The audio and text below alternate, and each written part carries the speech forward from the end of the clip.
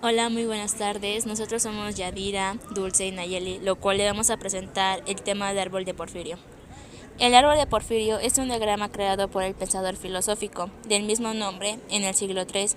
El diagrama representa las relaciones de género, especie e individuo, basado en las categorías de sus substancias, que fue propuesto por primera vez en la introducción escrita por el mismo Porfirio a las ideas de Aristóteles. Consiste. Las ideas del Porfirio expandieron aquellos de las categorías de Aristóteles. Porfirio las organizó en una forma que parecía el tronco de un árbol. Está compuesta por 3 columnas de palabras. La primera divide en 2 partes el género y la especie, las cuales surgen a partir de un género supremo denominado sustancia. ¿Para qué sirve? El árbol de Porfirio categoriza a los organismos vivos dependiendo de su composición. Puede categorizar a las personas, a los animales o a cualquier planta, roca o elemento. Todo esto se hace mediante la definición de dicha entidad basada en sus sustancias.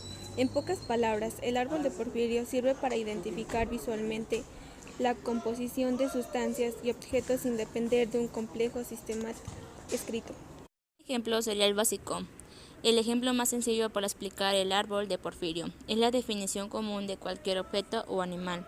Sin un gráfico, es válido decir que un tigre, por ejemplo, es un animal no racional, mortal, sensible, animado y corpóreo. Otro ejemplo sería complejo gráfico. El segundo ejemplo es una representación gráfica del diagrama, el cual puede tener muchas formas, sin embargo todas tienen el mismo orden básico. La columna del medio siempre tendrá la esencia principal, las principales que se encuentran resaltadas, en orden descendente, sustancia, cuerpo animal, humano, son las que conforman el tronco metafórico del árbol. Las extensiones que se presentan a los lados son las ramas metafóricas del árbol y dictan el tipo de sustancia y sus propiedades.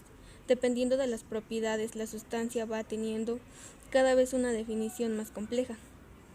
Su totalidad explica las definiciones sustanciales, desde una sustancia misma en estado puro hasta el plato, en que este caso significa el ser, es decir, una persona específica y no un ser humano en sí. Orden.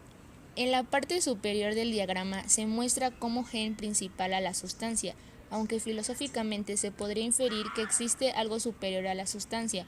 El principio de este diagrama inicia a partir de esta, por tanto no se juzga su veracidad. Las 2 ramas que surgen en la sustancia pensante y extensible son los 2 tipos de sustancias que existen.